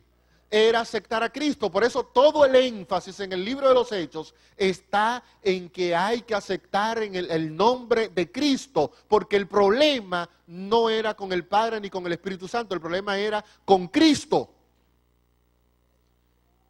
Hay un texto cristiano que servía como manual bautismal para los primeros creyentes. Ese texto se llama la Didaché, o Enseñanza de los 12 Apóstoles. Finales del siglo I, principios del siglo II, cuando una persona iba a ser bautizada, ahí tenían que tomarle el examen con la enseñanza de los apóstoles. Y en el capítulo 7 de esa obra, se dice que la iglesia primitiva, todo el que iba a ser bautizado, lo era en el nombre del Padre, del Hijo y del Espíritu Santo. En el nombre de las tres personas. El problema con ese asunto de que yo ahora tengo que bautizarme en el nombre del Señor, no tiene que ver tanto con el bautismo, sino con el hecho de un rechazo y un ataque que en años recientes ha estado teniendo la doctrina de la Trinidad de parte de alguno de nosotros. Y los dos grandes argumentos que ellos están esgrimiendo para rechazar eso es uno, que la doctrina de la Trinidad es católica y que como es una doctrina católica tiene que ser una doctrina pagana. Bueno, es cierto que los católicos creen en la doctrina de la Trinidad, eso es innegable, pero los católicos también creen que este libro es la palabra de Dios. Entonces, vamos, si el católico cree en eso, yo no voy a creer en eso tampoco. El católico cree que Jesús se encarnó y que Jesús hizo milagros y que Jesús sanó gente. Entonces, como el católico cree eso, yo también, yo no puedo creer eso porque el católico lo cree. Ese anticatolicismo enfermizo que tenemos muchos de nosotros, donde todo lo que el católico cree tiene que ser malo obligatoriamente. No necesariamente. Recuerden que el sistema católico no es un sistema totalmente falso, sino una combinación letal de verdad ¿con qué? Con mentira, pero hay verdades que ellos profesan. Y nosotros como Iglesia Adventista hemos creído que la Trinidad es una verdad bíblica. El segundo argumento, que los pioneros no creían en la Trinidad. Y cuando hablan de pioneros hablan de 2 o 3. Porque si usted era un pionero que venía de la Iglesia Metodista, como era el caso de Elena de White, tenía una enseñanza trinitaria. Pero si venía de una iglesia como lo era la Conexión Cristiana, de donde venía Urias Smith, de donde venía José Bate, de donde venía el esposo de Elena White, Jaime White. Entonces, esa congregación sí era una congregación antitrinitaria. Entonces, usted tenía un grupo de pioneros que creía en la Trinidad y otro grupo de pioneros que no creía en la Trinidad. ¿A cuál usted de los dos le va a creer? Bueno, usted tiene que tomar una decisión. Si usted se fue por el grupo de los que no creían en la Trinidad, bueno, pues sepa también que José Bate también creía que se podía comer cerdo. El mismo que decía que Cristo no era Dios y que el Espíritu Santo no era Dios, también decía que había que comer cerdo. Ese mismo José Bate también en un momento de su vida no creía que Elena de White era profeta. Y ese mismo José Bate era quien impulsaba que el sábado no se guarda de puesta de sol a puesta de sol. Entonces, no me tome solo una parte, tómeme también la otra. Y como José Bate lo que era marino, métase usted también a marino. Y siga a José Bate en todo lo que José Bate enseñó. No, tenemos que ser cuidadosos, como decía al principio, de saber hasta dónde llegan los pioneros y hasta dónde tenemos nosotros que aceptar lo que ellos dicen. Hay una cita de Elena de White, que déjenme leérsela, donde ella dice lo siguiente con respecto a esto. Un fenómeno interesante que se da con esos grupos es que también creen en lo que quieren de Elena White. Y si hay algo de Elena White que no le conviene creer, simple y llanamente lo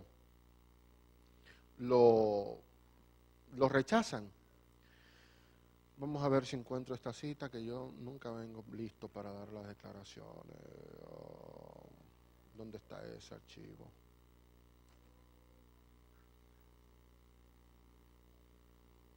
Bueno, sigamos y si encuentro el archivo leo la cita. Pasemos a la otra pregunta, pastor, porque ahora no encuentro el archivo donde tenía eso. Recuerden que pueden hacer sus preguntas por escrito o las pueden hacer directas. Así que solamente tienen que levantar su mano en cuanto termina una y yo voy para allá. Pastor, buenas noches. Me da un minuto, por favor, que ya encontré Sí. la cita. Ok. Siempre me funciona siempre eso. Cuando mando otra pregunta aparece la cita. Ok, Elena de White dijo lo siguiente sobre el tema en cuestión.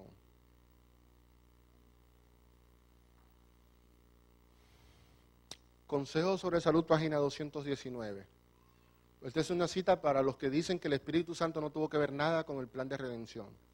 La divinidad se conmovió de piedad por la humanidad, y el Padre, el Hijo y el Espíritu Santo se dieron a sí mismos a la obra de formar un plan de redención. Así que el Espíritu Santo también participó en el plan de redención. Seguimos. Sí, mi pregunta tiene que ver con el tema de esta noche en Levíticos 16. Ajá. Y aunque creo entender un poquito más, pero me gustaría escuchar su respuesta. Uh-huh. Cuando hermanos evangélicos nos atacan como adventistas en cuanto al sábado, que es un pacto perpetuo.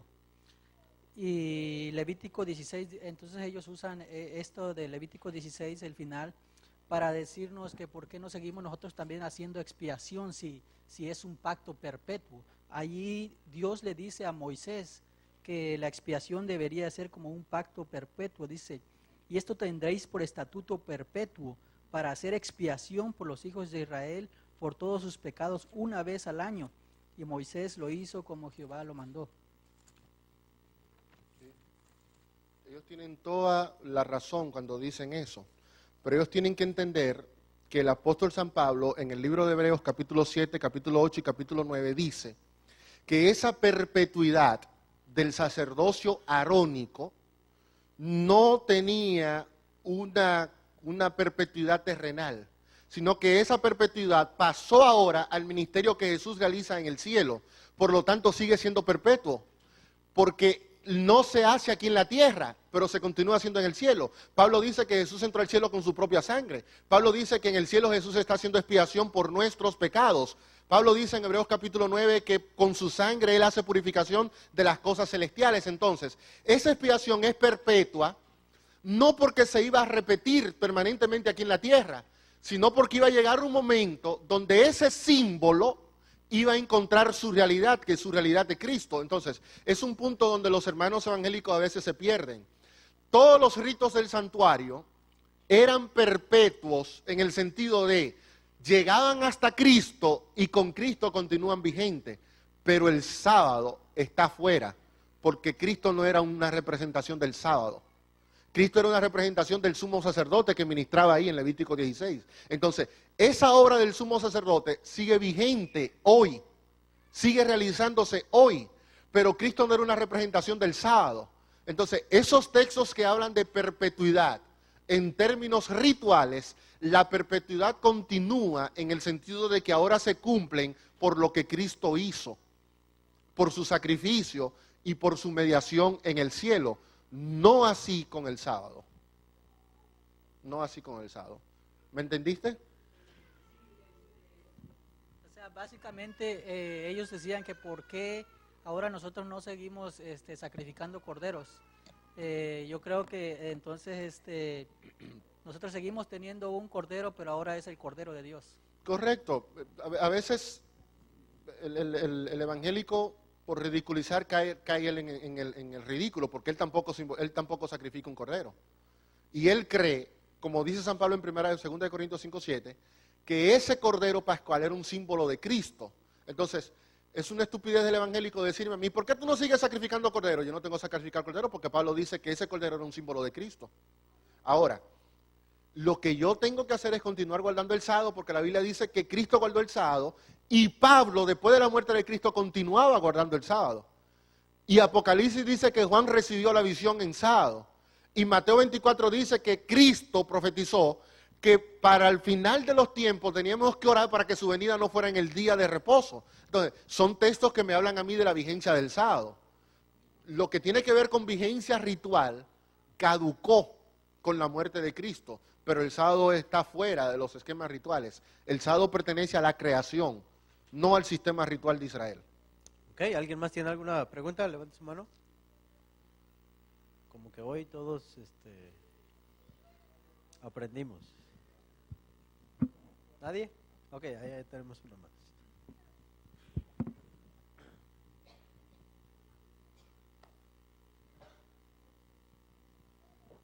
Pastor, me quedé con un poquito de duda sobre lo que decía acerca de Apocalipsis, muéstramelo, que los 7 espíritus, algo así como que se derramaron en la época del Pentecostés, pero que decía que también era un cumplimiento del 1844. No. Tengo un poquito de duda ahí. No. Cuando hablé de esa situación es que Apocalipsis 4 y 5 no es 1844, sino la inauguración del santuario. Y cuando el santuario es inaugurado, dice Apocalipsis, que fueron enviados a la tierra los 7 espíritus de Dios. Recuerden que el 7 es un número perfecto. Lo que está diciendo es que el Espíritu de Dios, esa obra que estaba ocurriendo en el cielo, iba a impactar ahora a la iglesia en la tierra, y fue derramado el Espíritu de Dios el día del Pentecostés. No en 1844, porque el santuario no fue inaugurado en 1844, sino en el 31, cuando Cristo asciende al templo celestial. Quizás puede leer eso con más detalles en el capítulo titulado en Pentecostés, en Hechos de los Apóstoles, de Elena White. Ok. Vamos hasta el otro extremo, ya tenemos otra pregunta. Le sirve de ejercicio, pastor, ¿eh? Sí, voy a bajar esta semana de Va a bajar peso. de peso.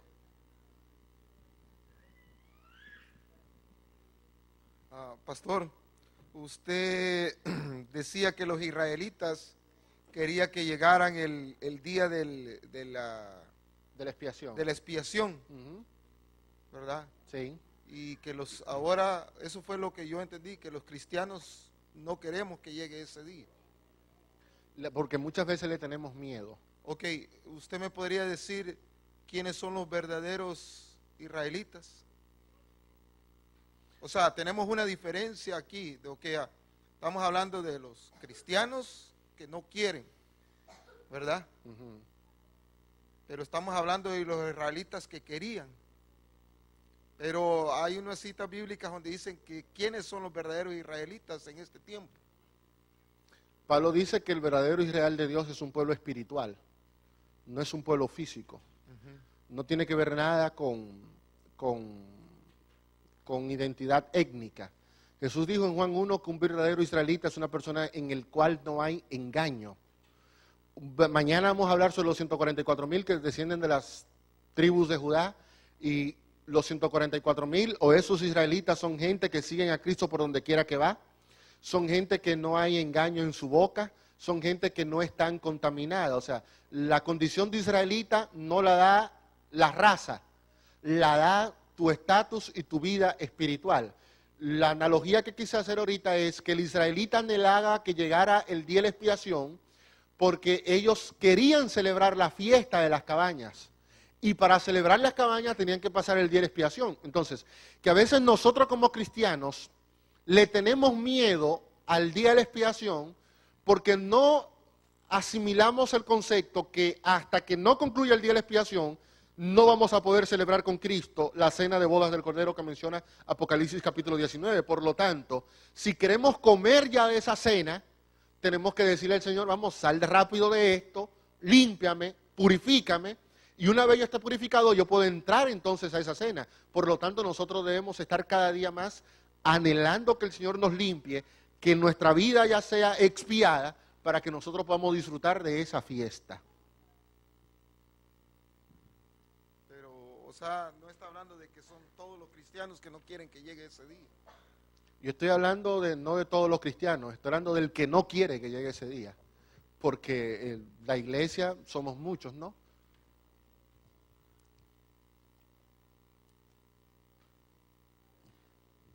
Ok, ¿Aquí? por allá había otra mano. Pastor, una preguntita.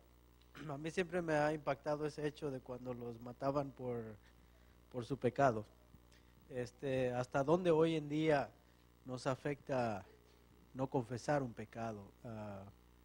Porque tal vez cuando aún no hemos confesado un pecado, nosotros podemos decir que hay milagros de Dios en mi vida, o que Dios está respondiendo oraciones, cuando todavía tengo cosas que yo sé que están ahí. Oh, sí, en la Biblia tenemos ejemplos de Cristo respondiéndole oraciones al diablo.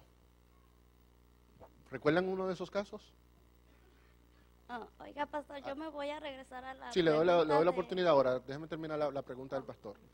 ¿Recuerdan uno de esos casos, hermano? Cristo respondiendo la oración al diablo.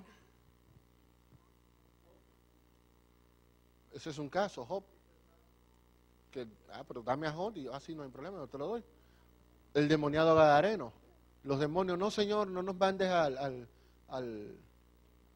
abismo, mándanos a los cerdos. Ya no, está bien, Cristo, váyanse a los cerdos, no hay ningún problema. Y los demonios le dicen a Cristo, vete de aquí. Cristo le dice, está bien, no hay problema, yo me voy de aquí. O sea, que Dios te responda una oración no significa que tú estás limpio delante de Él. Dios puede responderte para tratar de que tú entiendas, oye, a pesar de mi condición, Dios me oye, Dios me habla, Dios quiere que yo reaccione y que entonces yo pueda apartarme de mi pecado. O sea, tú no puedes evaluar la vida espiritual porque Dios te responde en oración y aunque tú estés en fornicación, Dios te responde y eso indica que tú estás bien. No, hermano, no juguemos con eso porque sí, Dios te va a responder, pero un día Dios también te va a quemar. Entonces, no es tanto que te responda, sino como que no te quemas. Nadie puede suponer que puede mantener una buena relación con Dios mientras esté en pecado. Pero recuerde que el sol sale para buenos y malos, que Dios no divide. Como éste está en pecado, no le va a dar a él la luz del sol. Entonces, si tú te estás contentando con la sobra que te llega a ti, porque la bendición Dios no te la envió a ti, Dios le envió a alguien que está cerca de ti, y como tú estabas cerca de esa persona, también te cayó la bendición. Procura que la bendición no le llegue al otro y que te sobre a ti, no que te llegue directamente a ti.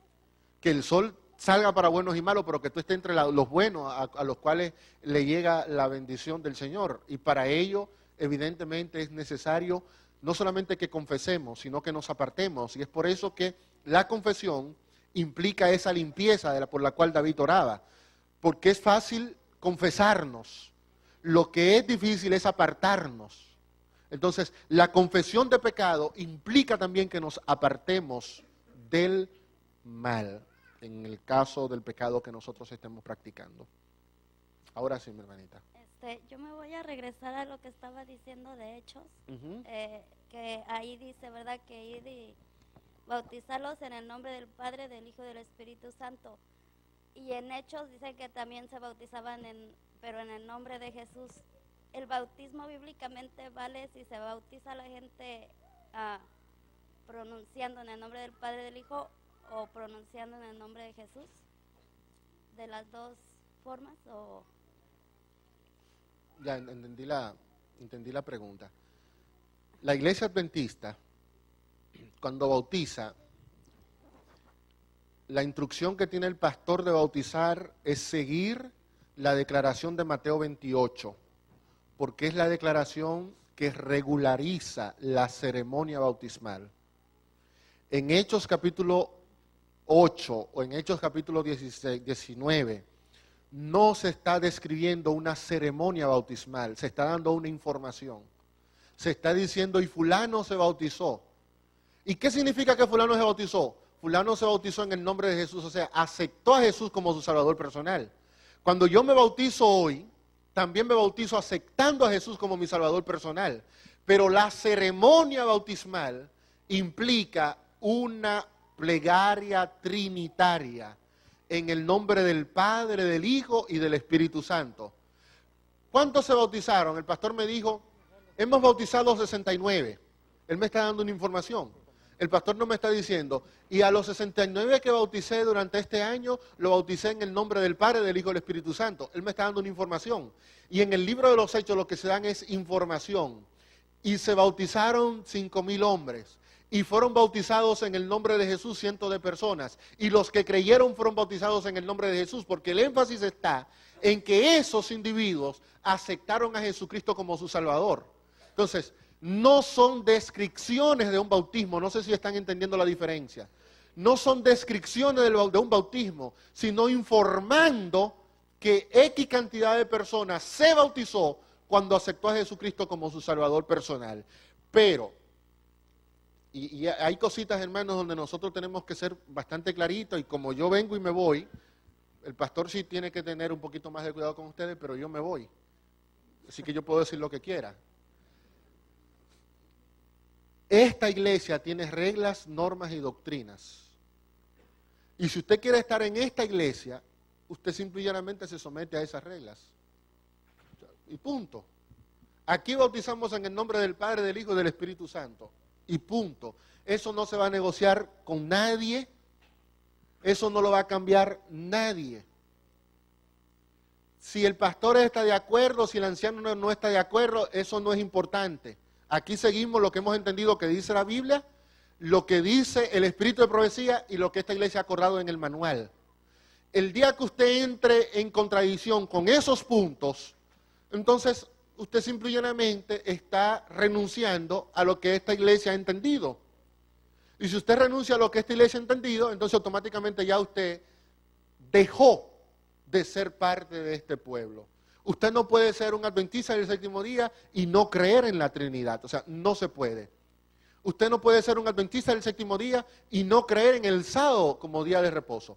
Ahora, usted puede ser un adventista del séptimo día y creer que la cuarta trompeta de Apocalipsis 8, Apocalipsis 9, representa al diablo. Eso sí, porque ahí la iglesia con eso no tiene puntos de doctrina. Pero con los que son los puntos que esta iglesia ha identificado, con eso no se meta. Con eso no se meta porque es darle a la roca y el huevo que se tira a la roca se estrella. Y si la roca se le estrella al huevo, y si se le tira el huevo, también el huevo se estrella.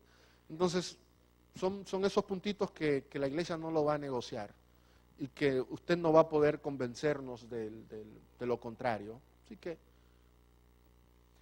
Muy bien, tenemos dos más por aquí. Vamos primero Dos con más. Nelly.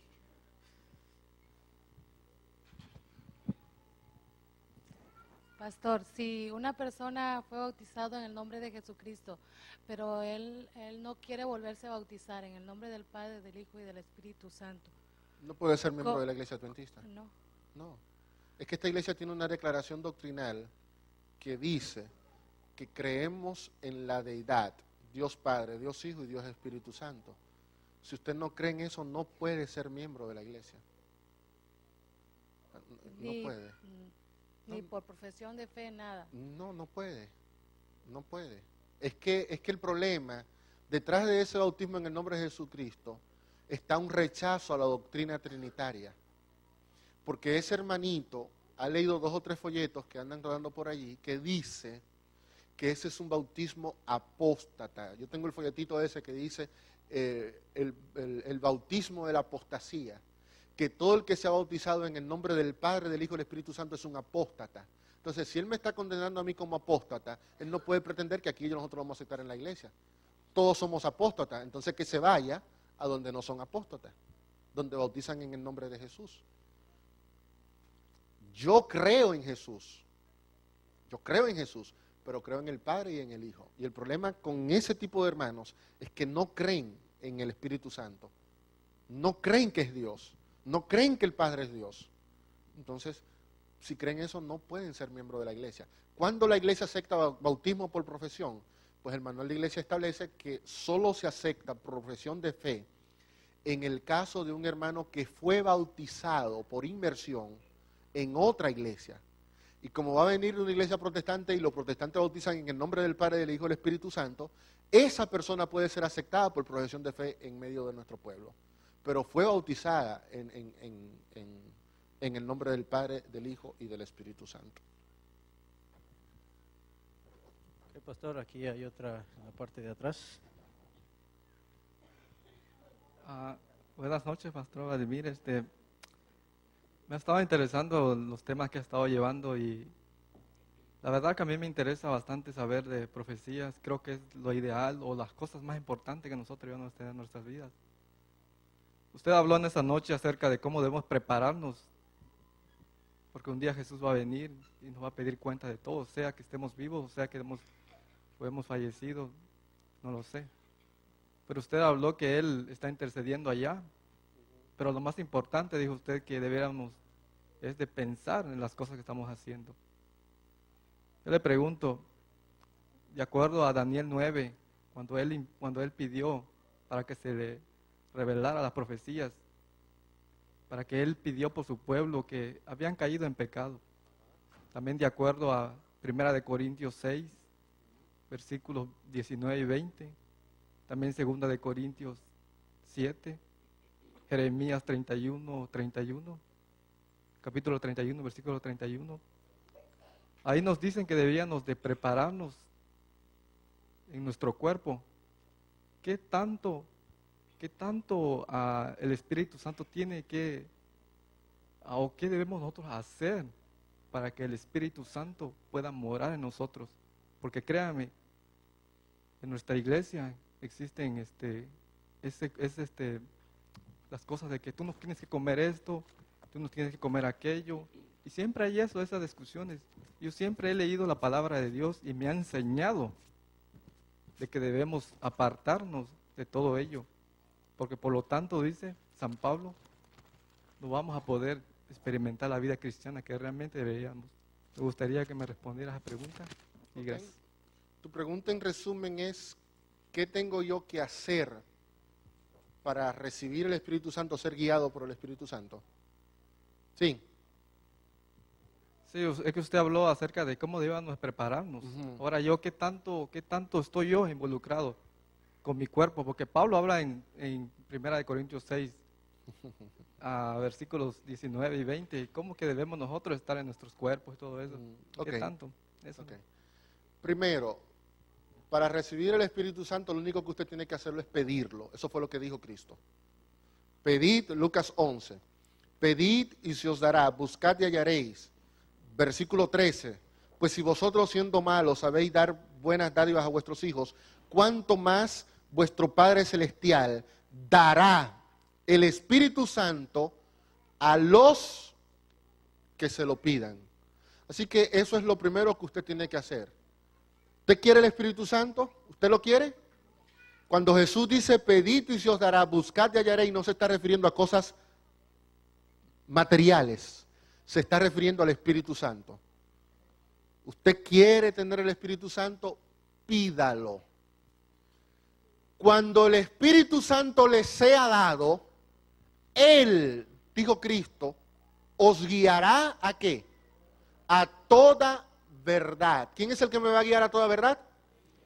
Entonces, y ahora voy a entrar a una partecita que voy a usar la palabra correcta, que entendí que insinuaste. Puede que yo esté equivocado. Yo no puedo invertir el papel. Para yo recibir el Espíritu Santo, tengo que dejar de comer carne. No. Cuando el Espíritu Santo viene a mí, Él me guiará a que yo disfrute de la Reforma Pro Salud. Él. No es que yo tengo primero que dejar de comer carne para recibir el Espíritu Santo. Es que no me invierta la cosa. Es que es el Espíritu Santo el que me va a convencer a mí de lo que yo tengo que comer y de lo que yo no tengo que comer. Por otro lado, si el Espíritu Santo me convence, yo solo tengo que dejar la carne. Estoy en un lado equivocado. Reforma Pro Salud, hermanos, no es dejar de comer carne. La Reforma Pro Salud tiene 8 componentes, ¿sí o no? 8. Y eso es como los mandamientos. El que viola uno, lo viola a todos. Entonces, de repente, usted viene y me critica a mí porque yo como carne, pero usted no se bebe 8 vasos de agua. Usted viene y me critica a mí porque yo bebo mucha agua, pero usted no hace el ejercicio como yo lo hago. Usted viene y me critica a mí porque yo solo hago ejercicio, pero tú no tienes la confianza en Dios que yo tengo. Usted solo tiene confianza en Dios y todo es confianza en Dios, pero usted no respira aire puro. O sea, son 8 elementos. La Reforma Pro Salud, yo no solamente cuido el templo del Espíritu Santo cuando me caso con un régimen alimentario. No es un régimen alimentario, es una serie de componentes que tiene que ver con el cuidado del cuerpo. O sea, si yo no me ejercito, estoy destruyendo el cuerpo con tanta gravedad como lo hace el que come carne. Si yo no dedico un tiempo para descansar, estoy destruyendo mi cuerpo con tanta gravedad como el que ingiere alcohol. O sea, es una serie de elementos que van todo de la mano, pero son 8, no es uno solo. Segundo, hermanos, Pablo dice en Romanos capítulo 14 que hemos de ser cuidadosos con juzgar al que come una cosa o al que come otra. Pablo le dijo a Timoteo, a causa de tus problemas de salud es conveniente que beba qué, un poco de vino, ¿sí o no? Sí. ¿Le dijo Pablo eso a Timoteo, sí o no? No bebamos agua, vamos todos a beber vino. Porque tengo una declaración bíblica que dice eso. Pero yo soy lo suficientemente inteligente para comprender que Pablo le estaba diciendo eso a Timoteo en una situación como particular, determinada, concreta, que a mí no se me aplica porque yo no tengo problemas estomacales. O sea, a mí no se me aplica. Entonces tenemos que ser lo suficientemente sensatos e inteligentes para saber qué parte del régimen se aplica a mi vida y qué parte no. Porque recuerde que la función del régimen es promover la salud. Pero muchas veces llevar el régimen a un extremo, no saberlo aplicarlo, lo que hace que destruye mi salud. Yo conozco gente que ciegos con el régimen, y cuando yo los veo digo, pero es que usted tiene el régimen desacreditado, por uno de dos extremos, porque tienen una barrigota así, o porque están así. Hay que ser equilibrado. El cuerpo hay que cuidarlo. El cuerpo es templo del Espíritu Santo. Cuando el Espíritu Santo venga, Él me va a instruir a mí y me va a decir qué yo tengo que hacer para mantener su cuerpo en salud, para mantener su cuerpo estable. El Espíritu Santo tiene que darme esa instrucción. Y como el Espíritu Santo es más inteligente que yo y más inteligente que usted, el Espíritu Santo entonces sabrá cómo me va guiando al conocimiento de la verdad en cuanto a lo que tiene que ver con asuntos de reforma pro salud. Pero hay que ser cuidadoso con la implementación de ese asunto, porque uno puede caer al extremo. Yo recuerdo un amigo mío, recién bautizado, se encontró con un hermano que le entró con el tema de la reforma pro salud. Y el pobre muchacho dejó de comer huevo, dejó de comer queso, dejó de comer pan, dejó de comer esto, dejó de comer aquello, y de repente se vio sin comer nada. Se puso malo y lo tuvieron que llevar al médico. Entonces cuando lo llevan al médico, el médico comienza a analizar la dieta que él tiene, hermano, pero es que la dieta que usted tiene lo está matando. O sea, no, hay que ser, hermano, hay que ser cuidadoso cuando uno anda recetando y metiéndose en ese asunto. Pero en resumen, respondo tu pregunta, para recibir el Espíritu Santo lo que tengo que hacer es pedirlo.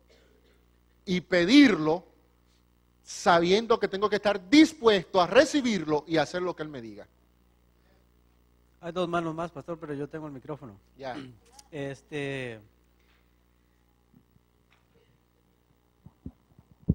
Supongamos que yo guardo los 8 principios. ¿Puedo hacerlo sin el Espíritu? O sea, sin que el Espíritu Santo me lo diga. Bueno. Y lo otro, si el Espíritu Santo me lo dice, ¿lo voy a hacer de un día para otro o no? Ya, muy buena pregunta. Quizás no pueda hacer los 8 sin la ayuda de Dios, porque hay uno de ellos que es confianza en el Creador. Pero no sé si ustedes se han dado cuenta que la vanguardia de la medicina y de la comida alternativa, desgraciadamente no la estamos llevando nosotros. La están llevando lamentablemente, los movimientos espirituales de la nueva era y compañía por acciones. O sea, hay muchísima gente que practica el vegetarianismo con mucho mayor conciencia que nosotros, y no creen en nada, ni en Dios, ni en el diablo, ni en Elena White, ni en nada, y llevan una vida saludable. Así que yo puedo perfectamente preocuparme por mi salud, cuidar mi cuerpo, sin ser guiado por Dios. Pero hay uno de esos componentes que dice, no, espérate, es que tú tienes que confiar en tu creador. Entonces ahí tengo que confiar en ese. En cuanto a lo segundo, evidentemente, pastor, hasta Elena de White pasó por un proceso para abandonar la carne. Elena de White no se casó con la reforma, recibí la visión hoy y ya. Ella misma entró en un proceso. Y si usted lee todos los testimonios, todos, usted se va a encontrar una declaración en los testimonios donde ella dice, no es bueno que tengamos huevos sobre la mesa. Si yo agarro esa, es pecado comer huevo. Muy bien, pero ella tiene otras donde me dice, es bueno en el caso suyo que usted prepare una, ¿cómo le llaman? En mi país le dicen ponche. Se bate el huevo con vino tinto y ella da ya ahí el remedio con huevos frescos. Hay casos donde ella le recomienda a alguien, usted necesita que se le haga una sopa de gallina. Ay, pero que aquí me dice ella que no coma carne, pero aquí me está diciendo que por mi condición me conviene que yo ingiera una sopa de gallina. Entonces, la misma hermana White fue sabia cuando dio sus consejos, porque ella sabe que hay momentos donde por la misma situación de su salud, a usted le conviene ingerir algún suplemento que tenga proteína animal. Lo que tenemos que saber aprender dónde conseguir esos nutrientes. Y si usted no lo sabe, no se ponga a inventar hasta que no lo sepa, porque se va a meter en problemas de salud. Una pregunta de una hermana atrás es si ella no cumple con los 8 puntos, digamos que nada más obedece 7, ¿puede ser salva todavía? Bueno, es que la salvación no depende de que usted cumpla 5, ni 4, ni 2. La salvación es por fe. La salvación es por gracia. El régimen pro salud no es para salvarme. El régimen pro salud es para que yo disfrute la salvación que ya Dios me ha dado y comience a vivirla aquí en la tierra. Es que a veces confundimos las cosas. O sea, el régimen pro salud no es para llevarme al cielo. El régimen pro salud es para que yo comience a vivir el cielo aquí. Y bien sería tener la vida eterna 2 veces, ¿verdad? Tener salud aquí en la tierra y tener salud en el cielo, pero no es que si usted no cumplió el régimen, no se va a salvar. Ahora bien, la salvación no depende de lo que usted coma. Pablo dijo que el reino de Dios no es ni comida ni bebida. Ahora bien, cuando usted ha recibido una instrucción de parte de Dios, Dios espera que usted como un hombre, como una mujer salvado, esté dispuesta a obedecer. No para salvarse, sino porque ya está salvo. Pastor, con lo referente que dice del vino, yo tengo una duda y desde que entré aquí a la iglesia adventista la he tenido. En la Biblia dice que el vino, por lo que comenta usted que le dijo Pablo que tomara vino, ¿el vino es vino fermentado? Porque yo vengo de la iglesia católica y allí lo que hacemos nosotros en la Santa Cena, que es el pan y el vino, allá el vino es vino para consagrar, pero es vino que contiene alcohol.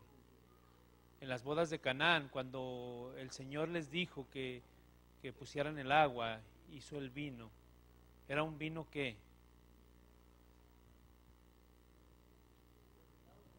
¿Era un vino fermentado? Ok.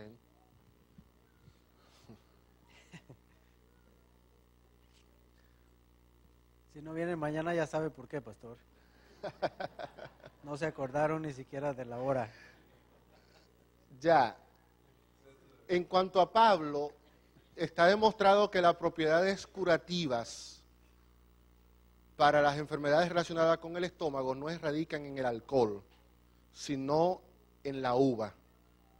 En la uva. Entonces, de Pablo yo puedo intuir que Pablo no estaba recomendándole a Timoteo que ingiriera alcohol para tener salud, porque la salud no la da el alcohol, sino la uva como tal. Por lo tanto, el mismo jugo de uva sin fermentar ya automáticamente sirve para el asunto de Pablo. En cuanto a lo de las bodas de Caná, hermano, yo no quisiera dar una respuesta sobre ello, porque sería conjeturar. Sería una conjetura de mi parte, decir una cosa o decir la otra. De algo nosotros podemos estar claros. Los antiguos no tenían un proceso de fermentación tan estricto como lo tenemos nosotros. Por lo general, ellos usaban vino fermentado y usaban también vino fresco. O sea, usaban las dos cosas. Ya lo de entrar en detalles y cuál usó Cristo, ya sería una conjetura de mi parte, decir si fue o no fue fermentado. Yo sí puedo decir que la Biblia es muy clara cuando dice que la ingesta de alcohol no es buena para la salud y que nos descontrola, que nos hace cometer errores graves. En Proverbios 31 dice que el vino no es para reyes, y Pedro dice que nosotros somos reyes y sacerdotes. Entonces el vino no es para nosotros, pero siendo sincero conmigo mismo, yo tengo que admitir delante de ustedes que no hay manera de demostrar en la Biblia si está hablando de vino fermentado o no, porque los términos se limita a decir vino y ya lo de fermentación o no depende de uno aplicarlo. Muy bien. ¿Alguna más? ¿No? ¿Nadie más? Pastor, creo que nadie más. Hermanos, al final de la jornada, como siempre, preocúpese porque Dios lo purifique a usted. Preocúpese porque su templo sea un espíritu, un lugar agradable para el Espíritu de Dios. Preocúpese para que todo lo que sea inmundo en su vida sea erradicado. Esa limpieza implica purificación espiritual, implica purificación moral, implica un mejor cuidado de este templo que Dios nos ha dado y por lo tanto implica reformas en nuestros hábitos, en nuestro estilo de vida. Pidámosle a Dios el Espíritu Santo para que el Espíritu de Dios venga y obre en nosotros grandemente como lo ha hecho en los hombres y mujeres que le han servido a lo largo de la historia. Vamos a ponernos de pie para concluir el programa de esta noche. Gracias, Señor, porque tú eres el sacerdote que está dispuesto a purificar nuestras almas. Y nosotros te decimos que somos los templos que anhelamos y queremos que tú vengas y purifiques. En el nombre de Jesús te lo pedimos. Amén.